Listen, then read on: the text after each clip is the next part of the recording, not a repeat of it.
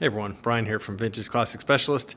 Happy Monday to everyone. It is time for another episode of Day in the Life of Vintage Classic Specialist.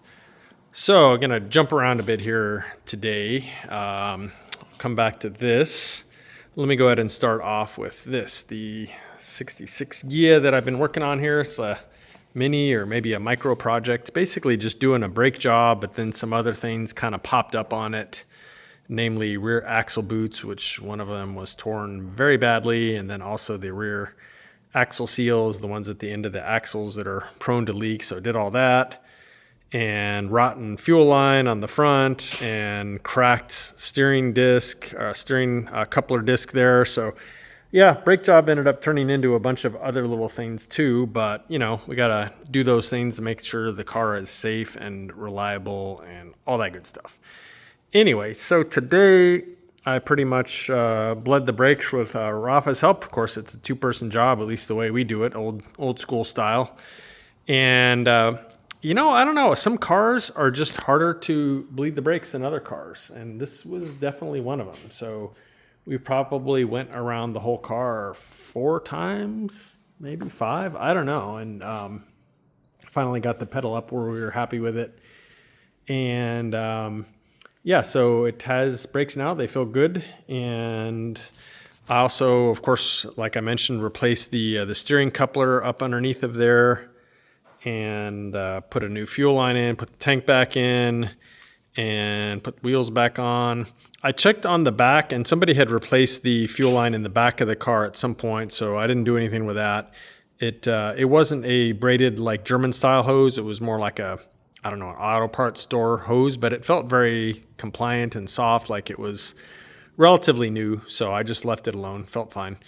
But yeah, I did want to check that because the front hose, might have been the original hose between the gas tank and the chassis. It pretty much just disintegrated when I touched it. So, and yeah, so I think this car is done other than, so Rene, our paint and body guy, was not in today. I want to get a quick estimate from him as far as the hours he thinks, what it will take to do maybe like a very light color sand on this car. I don't even think it needs that much. The paint is actually very smooth, just some scuffing, and then buff it. So I'm going to see what Rene thinks as far as the hours to do that, and then I will relay that information to the customer and see if he wants us to make this puppy shine, because I have no doubt this thing is going to look insane when it's shined up.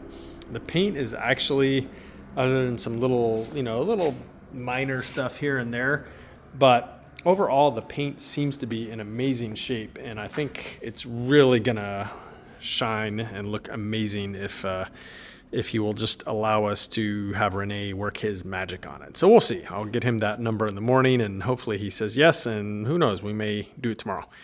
But other than that, this one is done. So that was a good portion of my day.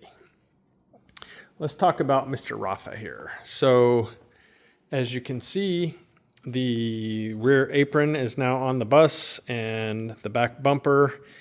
And we ran into a bit of a snag, guys. And this is the way these custom projects go sometimes. But we, of course, took a Arbath style muffler from Wolfsburg West, and we had it modified with a single tip. Tiger at A1 Muffler, of course, did that. And we gave him like basically kind of like a cardboard mock-up of where the tip should have been located and stuff like that. And not surprisingly, not his fault. It's off a little bit. Again, I don't blame it on him at all. It's just kind of the nature of what we provided him, which wasn't, super precise. And so we didn't get really lucky. And so what I mean by that is the tip here is actually the bumper is sitting on it right now. And as you can see, the bumper is sitting too high. The top of the bumper should be like maybe half an inch or so below these reflectors, and it's propped up because it's sitting on the tailpipe. And if you look at it from the side, I don't know if this is going to show in the video. Yeah, you can see that angle there. That should be horizontal. So basically, this should be coming like that. And so texted back and forth with Tiger and Rafa and I. Well, Rafa and I discussed it prior to that, and we think the best way to do it is to just go ahead and have the bus flatbedded over to Tiger at A1 Muffler, which is only literally 15 minutes from here, and have him change the the position basically of the tailpipe with everything on the bus and stuff, instead of like pulling the muffler off and having him guess like, okay, well, we need it this much lower or whatever. We're just going to take him the whole bus. He can put it up on his rack and probably, I'm guessing, leave the muffler intact.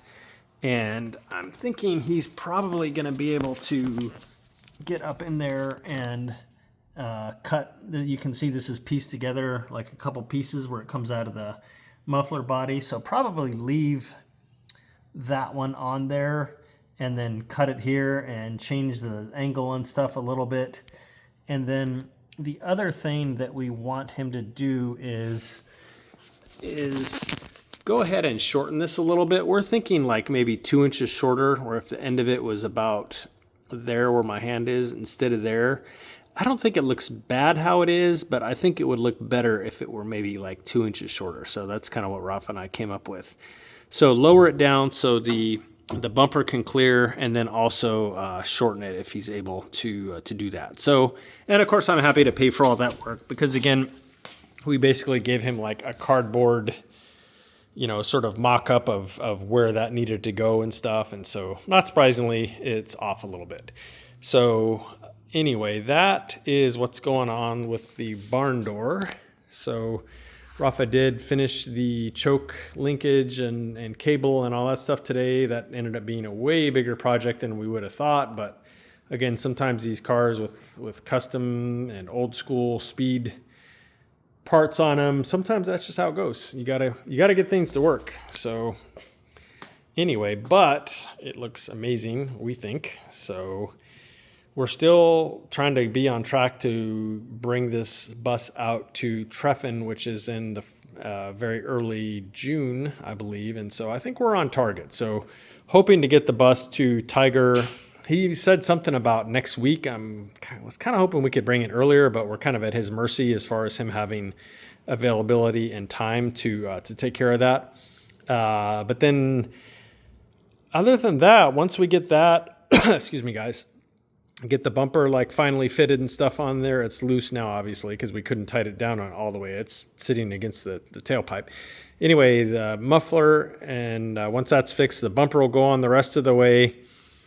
I have found and ordered the horn that we want to use, which, if you recall, is going to go on this side opposite of this fog light, and I got a bracket for the horn which actually matches the bracket that we're using on this fog light. So those pieces are coming in.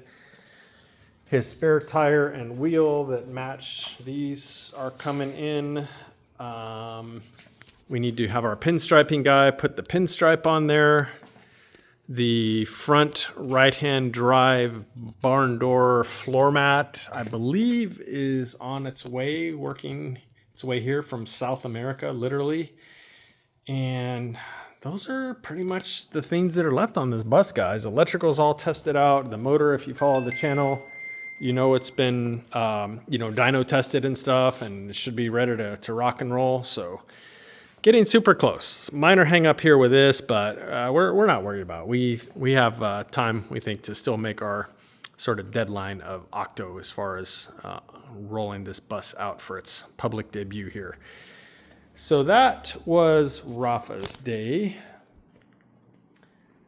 Okay, let me talk about this, because this was kind of the end of my day. So been kind of slowly piecing this motor together. This is, of course, the 1699cc, kind of a 40 horse, although it has single port 1600 heads on it.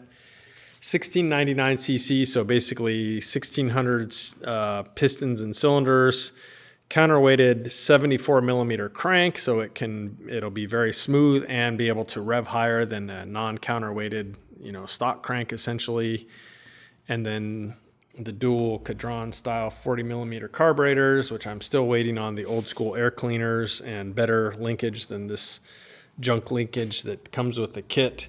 However, I actually started this today, and this linkage, as crappy as it is, allowed me to start it and, you know, be able to rev the motor and stuff like that. So yeah, fired this thing up today. Took a short video. I may go ahead and upload that, or I may wait until I get a better video of it. But it is alive. It runs. It starts. And I need to the next major thing I need to do is the cam break-in on it. However, before I do that, I will probably verify the fuel pressure coming out of the fuel pump. Cadrons don't like much fuel pressure, probably aim for 1.5 pounds or 2 of fuel pressure, so I may have to shave the fuel pump push rod a little bit to achieve that if it's too high. So I want to at least check the fuel pressure there, and then I will probably, for the cam break-in, I will probably go ahead and remove the oil pressure switch and screw a gauge into there so I can just kind of understand, you know, the fuel pressure. Idiot light goes out, no problem when you start it, but I still want to kind of see what the actual oil pressure is doing. So other than that, I will probably just end up temporarily capping these off so that we're not blowing all this cooling air out into nowhere during the cam break-in. Try and keep that cooling air in here to keep the motor flowing, even though it's not like it would run that hot at a 2000 RPM zero load cam break-in. However, just, you know, to be thorough, cap these off probably just with masking tape or something for the cam break-in. So again, we're not just blowing all that air out, and it's actually going to cool the cylinder heads and all the stuff that it's supposed to do. But yeah, very exciting to start this today. It sounds good. This muffler sounds amazing. And yeah, so very excited. So who knows, guys, this motor may be ready to go in the car within the next, I'll say, week or two, maybe. I will probably, after I do the cam break-in and I'll do the oil change and check the valves, I'll probably go ahead and take this over to Rafa Vintage and strap it on his dyno and see what this puppy does. And it's a good way to, you know, kind of torture test the motor before it goes in the car, make sure everything is good, and you know, also see what the output of it is, and little carburetor tuning and stuff like that. So yeah, I'll probably go ahead and dyno this one too, just like we did the other mini monster, which of course is the 1500cc 36 right there. So yeah, anyway, big day for this motor. If you're new here, this is for a one family 64 Beetle in sea blue that we've done almost a complete restoration on, minus the paint job. So anyway, guys, one more thing to show you is the completed headliner on the 66 bus. So hold on one second. All right, here we are, guys. So headliner is done. And remember, I showed the other day, it was on kind of an intermediate step where the actual top, the roof portion of the headliner was in, but it was all loose and looked all ugly and stuff. It was just kind of supported by the metal bows, the metal rods. Now it's in for real, and as you can see, tight as a drum as promised. And these back corner pieces are in, and that's pretty much it. So yeah, Santiago, of course, as always, did an amazing job. The pop-out windows are back with their latches attached and the seals in and stuff that he had to pull out to do the actual headliner. Safaris are back in all the way with their seals and so on. So yeah, I will probably go ahead and let this owner know later today or maybe tomorrow that it's ready to pick up. Go ahead and shoot him over his invoice, and he can come get his baby and keep having fun with it. So let me pause this for a second. Okay, the last thing is, went ahead and picked up the powder coated bumpers for this baby today, and you can see them right here. So ignore the fingerprints and stuff on them, but they look amazing.